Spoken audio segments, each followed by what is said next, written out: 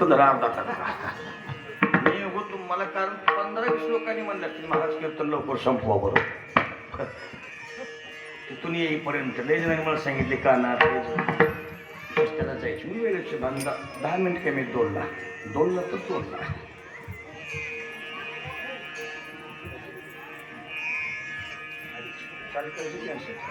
चाल कॅन्सल दानेश्वर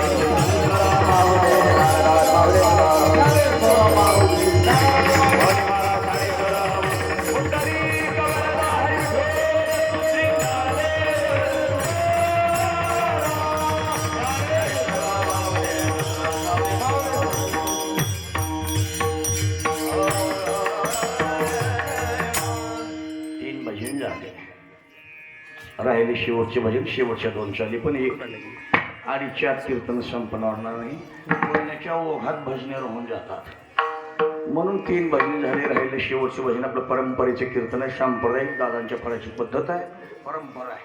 हो आता 3रं भजन झाले म्हणजे महाराज पटमन 5 मिनिटात कीर्तन संपवते चाललं असं काही उपजोनिया पडतीव काला खाऊ दहिवा वैकुंठ तो ऐशे नाही कवळ काही कालाचे रांगायला सुरुवात केली तर हातावर डाव्या गुडघ्यावर रांगता रांगता सगळ्या गवळी पाहण्याकरता यावं हातातलं काम टाकावं गवळींना महाराज उठल्या बरोबर नंदाच्या घरामध्ये भगवंताला पाहण्याकरता यावं आणि भगवंताला पाहिल्याशिवाय चित्ताला हारी न माझे हारिले चित्त भार वित्त विसरले चित्त हरण केलं भगवंताने गोकुळा मधल्या गवळीचे चित्त हरण केले महाराज आता कैशी जाऊ घरा नोही बरा लौकिक रंगू लागली रंगता रंगता काय काम केलं कृष्णाने चोऱ्या चालू केल्या चोऱ्या खिशे कापायचे नाही मंगळसूत्र कापायचे नाही चोऱ्या केल्या दही दूध ताक तूप आणि लोणी चोरी केली पण एकट्याने नाही सोंगरी होती महाराज सोंगरी तोत्र्या बोबड्या वैजा वाकड्या पेंड्या बलराम सुदाम्या सात्विकी सोंगरी होती कृष्ण परमात्म्याची त्या काळामध्ये सोमवारीला घ्यायचं पेंड्याला म्हणले पेंड्या आज आपल्याला चोरी करायला जायचंय पेंड्या म्हणला येतो पण मला पोट भरून देतो म्हणला असतं पण चोरी कशाची करणार कृष्णा तो पेंड्याने विचारला मग कृष्णाने पेंड्याला विचारलं तुला काय प्यायचंय काय खायचंय म्हणले मला दूध प्यायचंय दूध पण पोट भरून दूध पण दूध प्यायचंय कशातलं दूध शर्यतीतलं नाही गाभाऱ्यामधलं दुधाण्यामधलं मला दूध पाहिजे तिथे येतो मी ठीक आहे आता गाभारा म्हणजे हे इकडे कसं आहे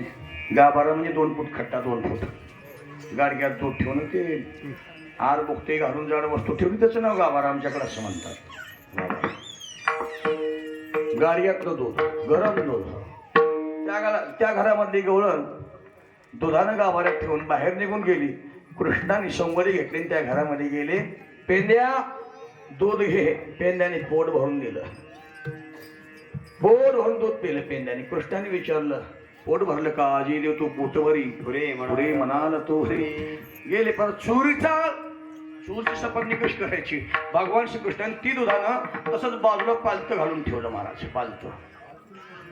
आणि पसार झाली कृष्ण परमात्मा पहिली चोरी पसार झाले तेवढ्या ती घरातली गवळण पुन्हा येऊन पाहिली तर दुधाने रिकामच आहे आणि दुधानं पालते घालून ठेवले पहाती गवळण तव ते पाल ते दुधाने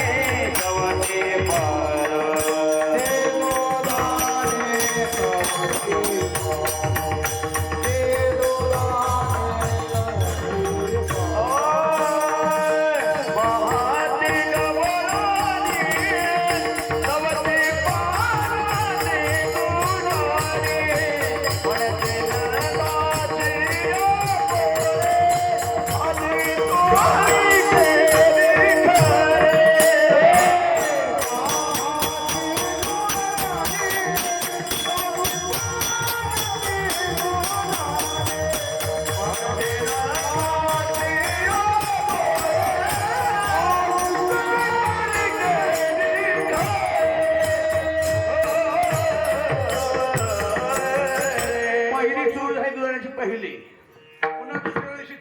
द्यायचं, तोत्र्या चोरीला द्यायचे. येतो कृष्णा,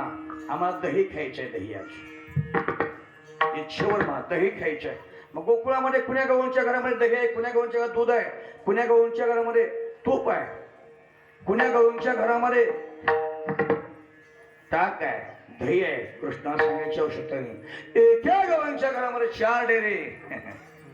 दह्याची गच्च भरली होते. 4 डेरे दह्याची गच्च. कृष्णाने म्हणजे ठीक आहे, चला त्या गवळींच्या घरामध्ये जाऊन. ती गवळण संध्याकाळी निद्रिस्त अवस्थेमध्ये आहे. 12-1चा सुमार,